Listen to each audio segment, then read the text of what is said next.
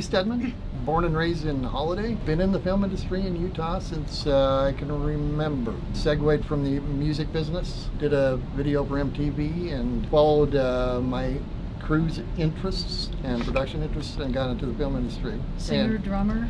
Yeah. Did you write music too? I write music, yes. Nice. I do baking once in a while. No, just kidding. But I started in the 90s when it was very prolific. I mean, seriously, I'm not kidding. Everything I did, there was probably 3 I turned down. I was so busy there for a while. But I think probably where things got more prevalent, I did The Stand with Marshall Moore. Yeah. It's where I first met Marshall when he first came to Utah. A lot of our lives on that, about 110 shooting days. It was a mini-series, right? Yeah, a mini-series. Yeah. Just little things like Species, blah, blah, blah. And then where I got a larger contract was with CBS Television when I got onto Touched by an Angel. Did Dumb and Dumber. I remember the night I accepted the position. There was 2 different movies. One was Don Shane called me. He does a lot of the Disney movies and a lot of the... I got called on this show it was called Dumb Happens. Had to make a decision on which, and some of the actors and the talent they had added to connected to that project is probably what inched me over to Dumb Happens. The next day I started. I got sent a script, the old way of being sent a script. Part of our job as a location manager, I did a little bit of everything. I produced, I directed, I did a lot of years of production design. Location manager was, I was real comfortable landing, not because I liked the versatility of the job, but you were one of the first to start and one of the last to end, so it kept me busy. I had young kids at that time, and staying in Utah was very good.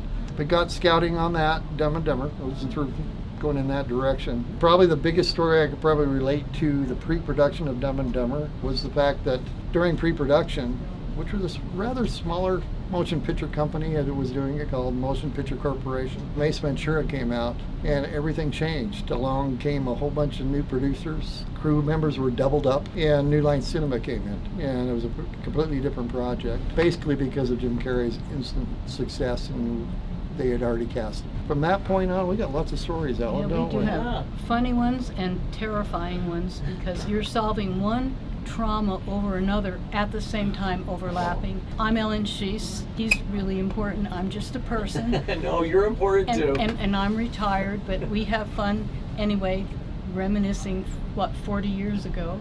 It's been a while. I was just probably in my 50s then. I noticed that there was a show that had location, and I said to my then husband that has since passed away, wow, can you imagine? I love photography. And then one of my friends, I was working at a studio, and she said a friend of mine's making an independent film. This was Jill Nunley. Yeah.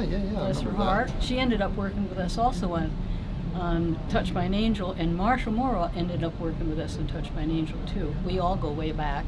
So I ended up doing on a small production, and I didn't have a camera even of my own, and I went into I want to say this carefully, a pawn shop. I could only take 21 roll of slide film a day on a manual camera, and I did it. It was like under pressure type of thing. I almost feel like you did the John Denver movie with us, his last movie. Yeah. So we worked on that too. There's a lot of projects in the middle of it. A lot of projects.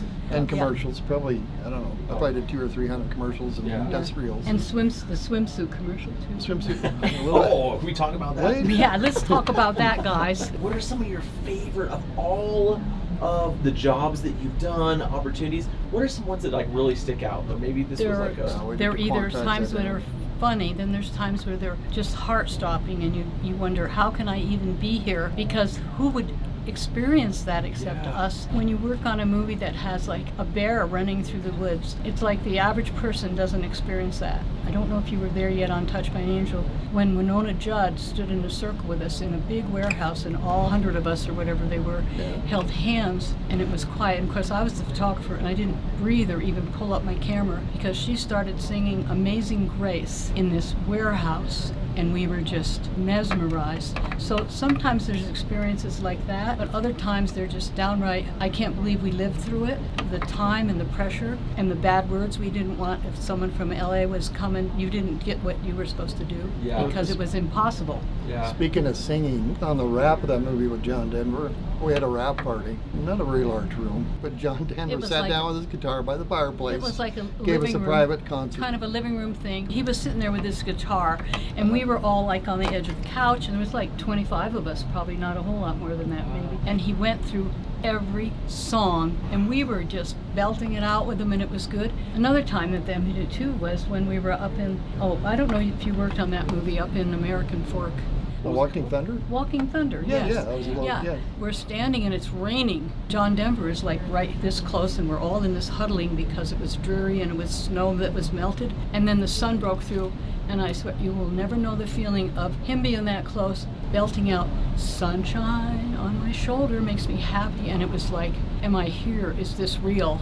I think it's the behind the scene things. John and I rode to work, and then Jill rode him back home. But we got into Celtic music. Yeah, all yeah. the way we'd be listening to Enya and Maria Brennan and her sister. Yeah. We got into Celtic music every day. Those little things, especially with locations, Yeah. because you're at the beginning when they're trying, you read the script and you go, oh, this, and then all of a sudden watching it come together. And those are two, and then of course Dumb and Bummer is what Yeah. you like. You like Dumb and Dumber. Tell us some of your favorite parts. We were talking a little bit earlier, but what would be like a cool or some experiences you guys had from working on that set? That's like a Tell lot, isn't something. it? Yeah. Because we were standing right there. Jim was an extremely good guy. So was Oh. Jeff. Both of them were good. Yeah. He'd be nonstop. You're familiar with Jim Carrey and Yeah, his sense yep. of humor. It's not just on camera, it's off camera. But I remember times he'd see someone clear across the street downtown Salt Lake City or wherever, looking like they want an autograph, and they'd say cut, and he'd walk over and take care of their autograph.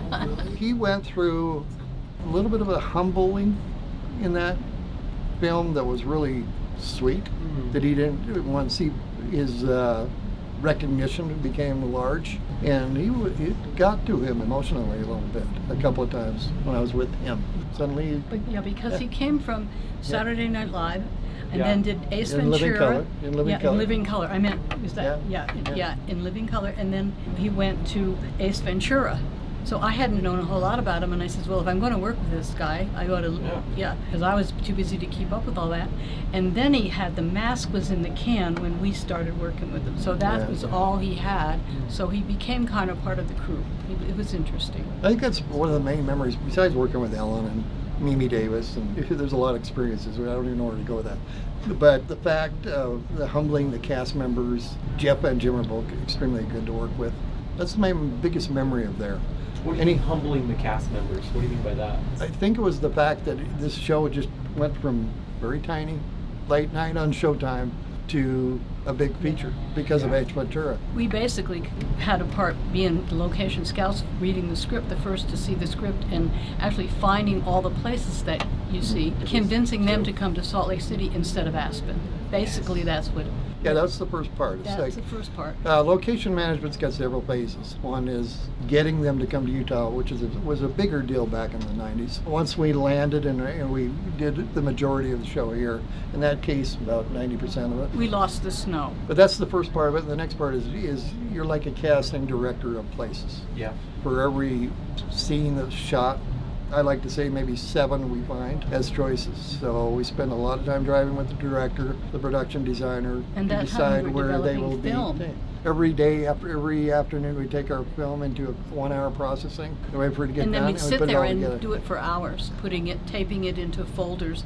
So it's very different now, of course. Oh, Kind of a good old days thing. Some of the experiences that really hit me hard that I never forget are like on Touch by an Angel, for example. I remember knocking on a door at a house in Sugar House of the perfect place that we've been looking for 3 or 4 days. I knock on the door, and we also make the arrangements of the payments, the insurance, the city, and everything. But this lady answers. I said, I'd really love to see your home. I'm working on a show called Touch by an Angel. At that point in time, nobody knew what that meant. So you're just reaching out kind of cold. Just reaching out. Oh yeah, we Yeah, had and- cards to introduce us from the film commission, but nobody turned. Did anyone ever turn you down? I never had anyone turn. Very Like you can't seldom. come I in. probably can come down to 1, but generally no. And when you scout, I mean, they've got the hamburgers on the table and the beds aren't made. I mean, I don't know that I But- would let people in. This experience, I knocked on the door and a lady answers. I said, I just love your home. It actually fits the scene very beautifully of what is written in the script. We pay for the locations. I remember specifically, we probably could do about 800 a day. And as I was talking, this lady just broke into tears. started getting me. You okay? You okay? She said, I just had a conversation this morning about my son needs an operation. It's going to be about $800. Those are experiences we never have a lot of those. Yeah, we do. I've had that too with a little girl whose horse was going to have to be put down because she didn't have the $500. We were looking for a scene for us, like it was supposed to be heaven and a white horse, and some people might recognize that episode with Delary, and they were in heaven, but I had to go all the way to Harriman at the time to find nothing, not even a telephone pole in the background, and so I located where the house was, and she also was crying because I said, we'd like to pay you for the afternoon $500. And her mother said, you don't know what that means to that little girl. So here we were. We felt like we were touching people by an angel. It was easy knocking on doors, like you said, for Touched by an Angel, like, oh, wow, we'd like to have you film here. But we had to knock on doors and say, we're representing a movie that's going to come here called Dumb and Dumber, and we'd like to look at your property. And then it was like, well, what's that going to be? And while we were watching it, and I don't know about you, Lee, but while we were watching it being filmed, to hear grown men saying those parts was really odd. And then what would happen is they'd put the background, you know how the editing comes in and everything else, and it played. Yeah. But it was one of my first experiences to say, ooh, are they going to really go through with this? Yeah, did you guys think it was going to be as big as it was? No, you didn't. You have no... We saw You get hunches, but that's it. newspaper articles that said, what, are you kidding type attitude, you know?